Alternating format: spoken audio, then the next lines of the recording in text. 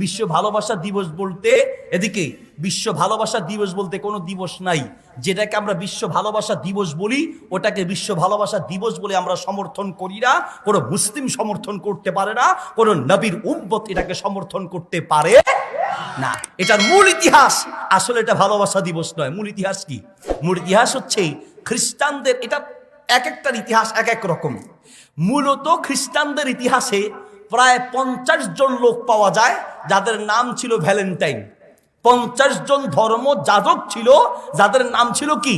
Valentine. এর ভিতরে একজন ধর্ম যাজক ছিল যাকে জেলখানায় আটকে রেখেছিল। সেখানে থাকা অবস্থায় একটা মেয়ের সাথে তার অবৈধ সম্পর্ক হয়েছে। ওই মেয়েটার সাথে অবৈধ সম্পর্কে থাকাকালীন এই লোকটা যখন মারা যাচ্ছে, ওই মেয়েটার জন্য একটা চিরকুট লিখে গিয়েছে।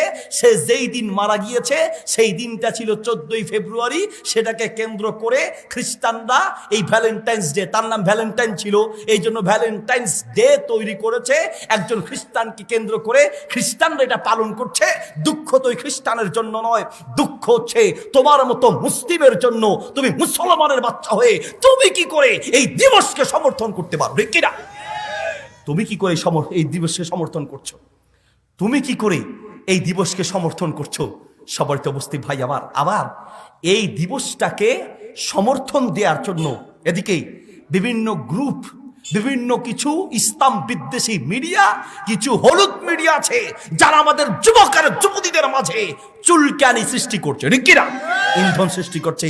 ক্লোজ আপ আছে না? ক্লোজ আপ, কাছে আসার গল্প।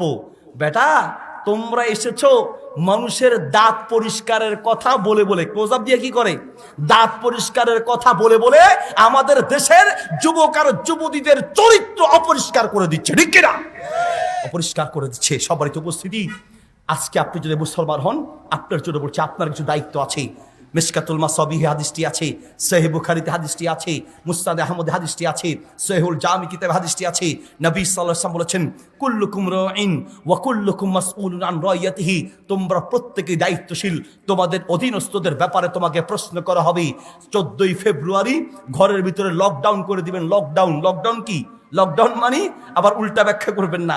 একজনে কহতো লকডাউন মানে হচ্ছে সামনে দিয়ে বাস থাকবে আর নিচে দিয়ে যাওয়া যাবে। লক মানে বাস আছে উপরে আর ডাউন দিয়া যাবে, এ হলো লকডাউন। লকডাউন মানে কি এটা?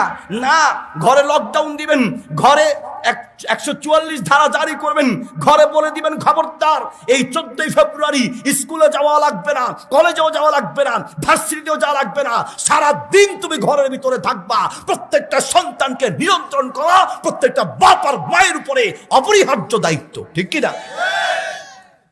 ওই ছেলেটা যে ফুল দিয়ে ঘর থেকে বের হলো, ওর বাপ নাই। ওই মেয়েটা যে ঘর থেকে ফুল দিয়ে বের হলো, ওই দিন ফুলের দামও বেড়ে যায়। আপনি বাপ, আপনি মা, আপনার লজ্জা হওয়া উচিত। সন্তান জন্ম দিলেই বাপ হওয়া যায় না, সন্তান জন্ম দিলেই মা হওয়া যায় না। সন্তান জন্ম দেওয়ার পরে কিছু দায়িত্ব আছে। আরে মিয়া, গরুও জন্ম দিতে পারে, ছাগলও জন্ম দিতে পারে, কুকুর আর বিড়ালও জন্ম দিতে পারে। জন্ম দিলেই বাপ হওয়া যায় না, জন্ম দেওয়ার পরে কিছু দায়িত্ব আছে। জন্ম দেওয়ার পরে কিছু দায়িত্ব আছে। নবী সাল্লাল্লাহু আলাইহি ওয়াসাল্লাম বলেছেন, এদিকে মান হুলিদা লাহু ওয়ালাদুন ফালিহসিন ইসমাহু। যার কোনো সন্তান জন্ম নিবে, 1 নম্বর দায়িত্ব তার আপনি একটি ইসলামী নাম রাখবেন, তার আকিকা দিবেন, ইসলামী নাম রাখবেন।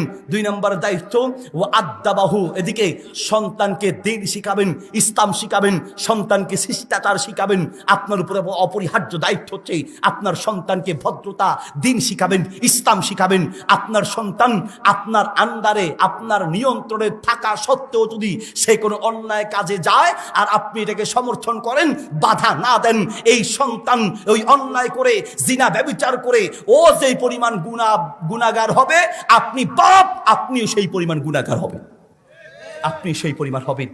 আরো ক্লিয়ার করে বলি, একটা মেয়ে মনে করেন 14ই ফেব্রুয়ারিকে কেন্দ্র করে অথবা অন্য যে কোনো দিনকে কেন্দ্র করে একটা সন্তান যদি, একটা মেয়ে যদি সেজে গুজে ঘর থেকে বের হয়ে ঢাকাতে যায়, কুমিল্লা যায়, যাওয়া আসার পথে এই মেয়েটাকে যদি 100 পুরুষ অথবা 500 পুরুষ এই মেয়েটাকে খারাপ নজরে দেখে থাকে, 500 পুরুষের চোখের জিনার পাপ হবে, 500 পুরুষের যেমন চোখের জিনার পাপ হবে।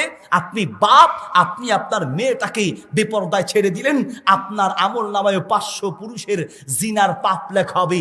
আপনার মেয়ে বেপরদায় যাওয়ার কারণে 500 পুরুষ তার দিকে তাকিয়ে 500 পুরুষের চোখের জিনার পাপ হয়েছে, আপনার মেয়ে 500 পুরুষের চোখের জিনার পাপ তার আমল নামায় পাবে। আপনি বাপ সমর্থন করলেন, বাধা দেন নাই, আপনার আমল নামায় 500 পুরুষের জিনার পাপ আপনার আমল নামায় লেখা হবে, আপনার আমল নামায়। ও টাইমে মসজিদে এসে তসবি পড়তেছে, তসবি।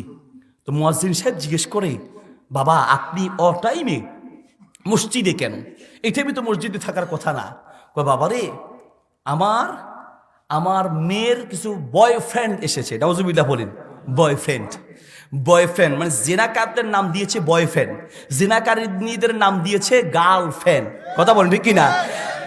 অবৈধ জিনা ব্যভিচার, যেটাকে শরীয়তের ভাষায় জিনা বলে, যেটাকে বাংলা ভাষায় ব্যভিচার বলে, সেটার আধুনিক নাম দিয়েছে রিলেশন।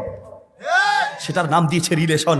কয় যে আমার মেয়ের কিছু বয়ফ্রেন্ড এসে ওদের সাথে যে মজা করছে, ওর সাথে যে মজা করে কথা বলতেছে, আমি মুরব্বী মানুষ, আমি সহ্য করতে পারি না। এই জন্য বুড়া মানুষ মসজিদে এসে আমি তাসবিহ পড়ছি। ও কাকা, ও দাদা, ও মুরব্বী, আপনার এই তাসবিহ আপনাকে জাহান্নাম থেকে বাঁচাতে পারবে না, বরং আপনার উপরে অপরিহার্য ওয়াজিব হচ্ছে আপনি বাসায় ওই শয়তানগুলোকে ঘর থেকে বের করে আপনার মেয়েকে পর্দায় রাখা আপনার উপরে প্রথম ওয়াজিব। ঠিক কিনা? আপনার উপরে ওয়াজিব।